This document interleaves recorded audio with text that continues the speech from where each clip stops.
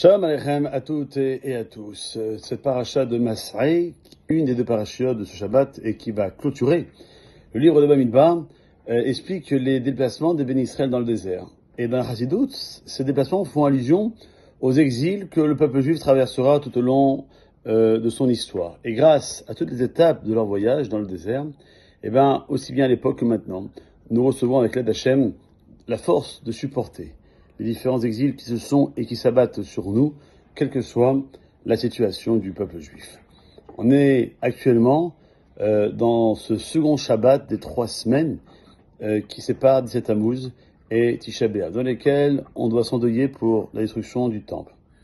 Le Maggid de Mezerich rapporte un verset de Echa, le livre de lamentation qu'on lit le jour de Tisha B'Av, qui dit là-bas « Kol rodfei sigua ben amesarim » Tous ceux qui te poursuivent t'atteignent dans les endroits étroits. Ceux qui te poursuivent, Kol rodfea, ce sont les mêmes lettres que Rodef, Yud-He, qui poursuit Dieu. Autrement dit, tout celui qui poursuit et cherche à s'attacher à Dieu, Isigua, il peut se rapprocher de lui, Ben Ametsarim, durant cette période de Ben Ametsarim, les 3 semaines qu'il y a actuellement. En fait, à l'époque du temple, la présence divine résidait parmi les bénis Israël. Et chaque juif ressentait clairement dans son cœur l'amour de Dieu. Il y avait le désir de servir le maître du monde. Depuis la destruction du temple, l'homme Israël se retrouve dans l'obscurité de l'exil. Et le plus souvent, ne ressentent ni désir, ni volonté de servir le maître du monde. Il faudra donc faire des efforts pour accomplir la Torah et les Mizot, sans réel enthousiasme. Et en particulier en cette période où le temple a été détruit et depuis les Juifs se sentent coupés de Dieu.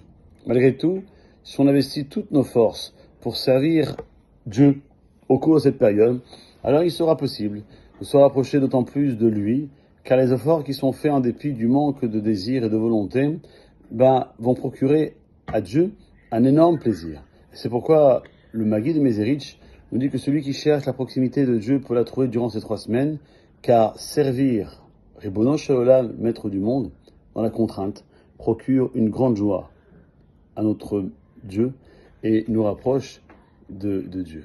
C'est la raison pour laquelle nous lisons en cette période la paracha de Masraï, afin que chacun sache que grâce aux pérégrinations des enfants d'Israël dans le désert, chaque juif a reçu la force de tenir durant les exils, et tous ces efforts éveilleront la miséricorde divine pour, et merci à Hachem, je l'espère à chaque fois, mais il ne faut jamais désespérer, car c'est la force du peuple juif, comme le dit la Tikva, l'hymne national du peuple juif, ne jamais désespérer dans la venue du Mashiach, il m'ira bien.